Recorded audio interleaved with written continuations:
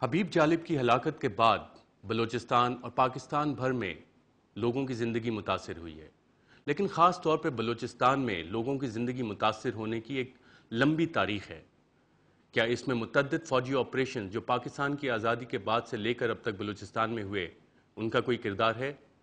آئیے اس بارے میں دیکھتے ہیں ہمارے رپورٹر فرخ فیاض کی یہ رپورٹ۔ تنازع بلوچستان بلوچ قوم پرست جماعتوں اور حکومت پاکستان کے درمیان جاری مسئلہ ہے، جو کہ قیام پاکستان کے کچھ عرصے کے بعد ہی شروع ہو گیا اور آج تک جاری ہے۔ پہلا تنازع اس وقت شروع ہوا جب وفاقی حکومت نے 1948 میں فوج کی مدد سے میر احمد یار کو پاکستان سے الحاق کا معاہدہ کرنے پر مجبور کر دیا۔ میر احمد یار کے بھائی پرنس کریم نے آزادی کی جدوجہد جاری رکھنے کا فیصلہ کیا۔ انہوں نے اپنی تحریک کی بنیاد افغانستان میں رکھی اور وہاں سے پاک فوج پر کئی حملے کیے۔ پرنس کریم خان نے عظیم بلوچستان کے قیام کے لیے اس وقت کی دیگر قوم پرست جماعتیں، جن میں Kalat state national party, Baloch league اور بلوچ نیشنل ورکرز پارٹی شامل ہیں، کو اپنی جدوجہد میں شامل ہونے کی دعوت بھی دی۔ دوسرا تنازع 1958 سے 1959 کے عرصے پر محیط ہے۔ یہ تنازع اس وقت شروع ہوا جب نواب نوروز خان نے اس وقت کی ون یونٹ پالیسی سے بغاوت کرتے ہوئے حکومت پاکستان کے خلاف گوریلا جنگ کا آغاز کر دیا۔ نوروز خان اور ان کے ساتھیوں کو بغاوت کے الزام میں حیدرآباد جیل میں قید کر لیا گیا۔ بعد ازاں قید میں ہی ان کا انتقال ہو گیا۔ تیسرا تنازع 1963 سے 1969 کے عرصے پر محیط ہے۔ اس تنازع کا آغاز اس وقت ہوا جب مزید کشیدگی سے بچنے کے لیے وفاقی حکومت نے بلوچستان میں نئے فوجی اڈے قائم کرنے کا فیصلہ کیا۔ شیر محمد بجرانی نے ہم خیال عسکری قوتوں کے ساتھ مل کر ان اڈوں کے قیام کے خلاف گوریلا جنگ کا آغاز کر دیا۔ یحییٰ خان نے ون یونٹ پالیسی کو منسوخ کر دیا اور اس کے نتیجے میں 1970 میں بلوچستان کو مغربی پاکستان کے چوتھے صوبے کا درجہ حاصل ہو گیا۔ چوتھا تنازع 1973 سے 1977 کے عرصے پر محیط ہے۔ 1972 میں مختلف سیاسی نظریات کی حامل بڑی سیاسی جماعتوں نے ذوالفقار علی بھٹو کی حکومت کے خلاف نیشنل عوامی پارٹی تشکیل دی اور حکومت میں بلوچستان کی نمائندگی بڑھانے کا مطالبہ کیا۔ 1973 میں اسلام آباد میں میڈیا کی موجودگی میں پولیس نے عراقی سفارتی سامان کی کھیپ کو کھولا، جس میں ہتھیار، گولہ بارود اور جنگی لٹریچر پایا گیا۔ پاکستانی خفیہ اداروں نے دعویٰ کیا کہ اسلحہ بلوچ مری باغیوں کو پہنچایا جانا تھا۔ اس واقعے کے بعد بھٹو نے غداری کا الزام لگاتے ہوئے بلوچستان کی صوبائی حکومت کو برطرف کر دیا اور صوبے میں گورنر راج نافذ کر دیا۔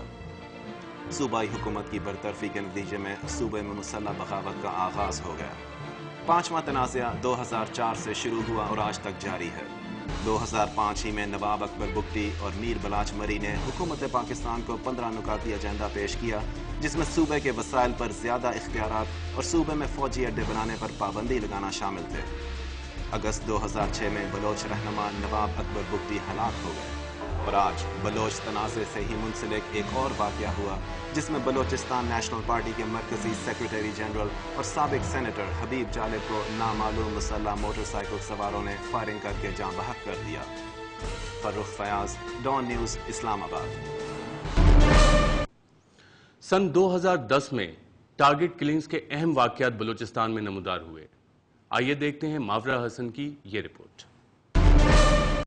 بلوچستان میں ٹارگٹ کلنگ کے اہم واقعات۔ 17 فروری 2010 نامعلوم عسکریت پسندوں نے صحافی حمید مروت کو کوئٹہ میں قتل کر دیا۔ 27 اپریل 2010 بلوچستان یونیورسٹی کے پروفیسر ناظمہ طالب کو کوئٹہ میں قتل کیا گیا۔ بلوچستان لبریشن آرمی کے ترجمان نے اس قتل کی ذمہ داری قبول کی۔ 8 مئی 2010 زرعی کالج کوئٹہ کے ایک لیکچرر کو رحیم کالونی کوئٹہ میں قتل کیا گیا۔ 20 مئی 2010 نامعلوم افراد نے پولیس آفیسر مرید حسین کے گھر واقع ڈیرہ اللہ یار میں گھس کر ان کی 2 بیٹیوں کو قتل اور بیٹے کو زخمی کر دیا۔ 27 جون 2010 پیپلز پارٹی کے مقامی رہنما فیاض الدین کو نامعلوم افراد نے ضلع خضدار میں قتل کر دیا۔ 2 جولائی 2010 نامعلوم افراد نے شیعہ اسکالر علی محمد کو سریاب میں قتل کر دیا۔ اس وقت ہوا ایک چھوٹی سی بریک کا، اور بریک کے بعد جب ہم واپس آئیں گے تو دیکھیں گے کہ کیا بلوچستان کی آزادی کی تحریک بیرون ملک ڈیفرنٹ ورلڈ کیپٹلز میں اٹھائی جا رہی ہے، اور حکومت بلوچستان کے زخموں پہ مرہم رکھنے کے لیے کیا اقدامات لے رہی ہے۔ ایک چھوٹے سے وقفے کے بعد